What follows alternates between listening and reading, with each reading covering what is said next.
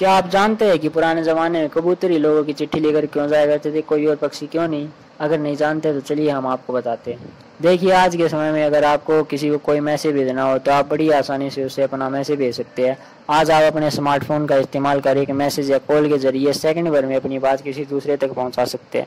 लेकिन जब mobile phone और कम्युनिकेशन नेटवर्क नहीं थे तब लोगों को अपना संदेश किसी दूसरे तक पहुंचाने में कई दिनों का वक्त लगता था।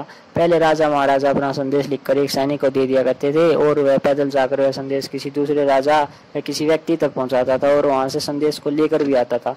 लेकिन इसमें कई दिनों यहाँ तक कि महीनों का भी वक्त लग जाता था। घोड़ों के इस्तेमाल के बाद यह प्रक्रिया थोड़ी तेज हो गई, लेकिन समय आज के मुकाबले फिर भी काफी ज्यादा लगता था। इसलिए लंबी दूरी तय और कम समय में अपना संदेश पहुंचाने के लिए लोगों ने घरेलू कबूतरों का इस्तेमाल शुरू कर दिया। आपने कई फिल्मों में भी देखा होगा कि पहले के लोग कबूतर के जरिए अपनी चिट्ठी किसी दूसरे के पास भेजते थे।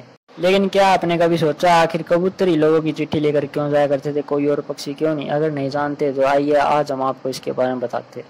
दरअसल कबूतरों के पैटर्न और चाल का अध्ययन करते समय यह देखा गया कि उनके पास दिशाओं को याद कर रखने की एक अद्भुत समझ होती है। मीलों तक हर दिशा में उड़ने के बाद भी वे अपने घोंसले का मार्गदर्शन करने में सक्षम होते हैं। कबूतर उन पक्षियों में से आते हैं जिनमें रास्तों को याद रखने की खूबी होती है। कहावत है कि कबूतरों के शरीर में एक तरह से जीपीएस सिस्टम होता है, जिस कारण वे कभी भी अपना रास्ता नहीं भूलते और अपना रास्ता खुद तलाश लेते हैं।